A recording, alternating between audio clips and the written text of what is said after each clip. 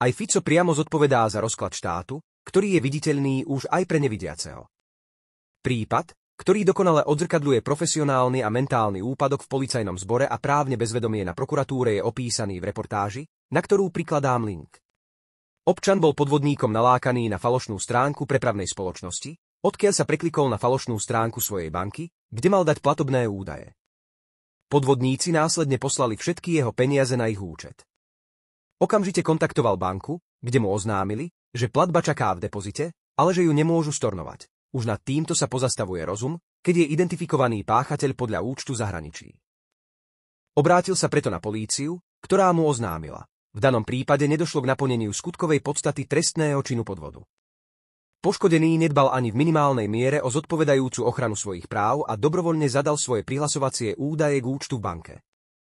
Vzhľadom na svoj vek a životné skúsenosti mal evokovať zjavne riziko poskytnutia svojich prihlasovacích údajov. Žiadnym spôsobom si neoveril pravdivosť stránky, pričom dobrovoľne zadal svoje prihlasovacie údaje. Túto tupinu v reportáži odrapotala hovorkyňa Krajského riaditeľstva Policajného zboru Prešov. Na postup polície sa sťažoval prezídiu Policajného zboru Slovenskej republiky, ktorému odpovedalo. Ak občan vydal túto sumu dobrovoľne, to znamená, že s týmto potenciálnym páchateľom spolupracoval, tak návratnosť tejto sumy z pohľadu polície je nízka. Sťažnosť proti polícii prokurátor zamietol ako nedôvodnú. Tak po pôvé, pri trestnom čine podvodu obeť podvodník uvedie do omylu, na základe ktorého ju okradne. To, či si niekto overil alebo neoveril pravdivosť stránky, predsa neneguje podstatu spáchaného trestného činu a nevyvinuje páchateľa. Prezídium Policajného zboru zašlo ešte ďalej, keď uviedlo, že poškodený s potenciálnym páchateľom spolupracoval. Pritom zjavne nešlo o potenciálneho, ale skutočného páchateľa, keďže k podvodu nesporne došlo. Prezídium tak de ire poškodeného označilo za spolupáchateľa. Ad absurdum vzniká otázka, prečo potom ale poškodeného nestíhajú za podvod vo forme spolupáchateľstva? Toto, žiaľ, je úroveň kvality, respektíve odbornej impotencie personálneho stavu polície a prokuratúry. Nie len de facto, ale reálne prestal existovať štát a evidenčné čísla v štátno-zamestnaneckých pozíciách iba čakajú každý mesiac na výplatu predstieraním, že plnia funkcie štátu. Možno sa tomu diviť, ak politici sú schopní do čela špeciálnej prokuratúry zvoliť neprokurátora vo výkone podmienečného trestu odňatia slobody za zabitie? A v parlamente je celý rad usvedčených plagiátorov, ktorí sa aj verejne priznali, sľubujúc a tvediac, že pri hlasovaní o zákonoch už nebudú podvádzať. Čudujeme sa, že takto potom vyzerá aj zvyšok štátom plateného personálneho korpusu?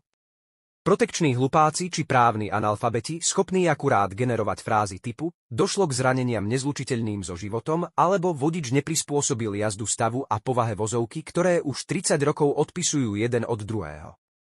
Ide o absolútnu neschopnosť analyzovať a vykladať vzniklé právne situácie. Prokurátori začínajú stíhanie bez skutkového a právneho základu. Sudcovia prejednávajú neexistujúci trestný čin a policajti zastavujú trestné stíhanie s odôvodnením, že poškodený si za škodu môže sám svojou nepredvídavosťou.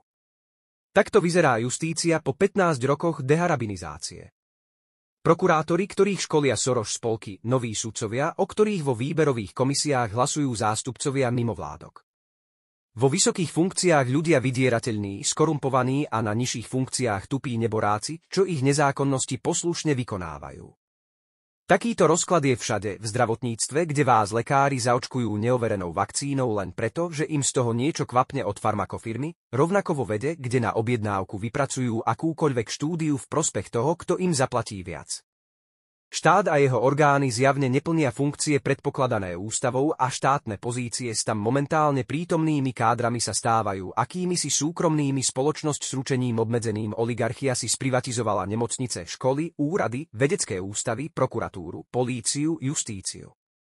Z čierneho urobia biele, z poškodeného páchateľa a z páchateľa poškodeného svedka. Už roky presadzujem, aby sa uzákonil inštitút súkromnej obžaloby, aby občan mohol podať žalobu aj sám, ak polícia a prokurátor nekoná, dokonca i proti policajtovi, prokurátorovi a sudcovi, ak bez najmenších pochybností dokonca verejne pácha trestnú činnosť. Je nevyhnutná kádrová očista cez lustračný zákon. Tí, ktorí sa podpísali pod nezákonné rozhodnutia, musia z polície a justície okamžite odísť. Treba sa vrátiť k príprave budúcich sudcov a prokurátorov formou justičných čakateľov a v neposlednom rade prijať zákon o osobnej hmotnej zodpovednosti za škodu spôsobenú osobou konajúcou v mene štátu. Toto musia riešiť konkrétne osobe vo vláde a parlamente a pokiaľ to nerobia, tak sami sa podieľajú na rozklade štátu. Ak vidia ten idiotizmus vo všetkých štátnych inštitúciách a neprijímajú tiež legislatívne opatrenia, tak sami páchajú trestnú činnosť zneužívania právomoci verejného činiteľa omisívnym spôsobom úmyselným nekonaním. Doktor Štefan Harabin. Link na reportáž je v popise videa.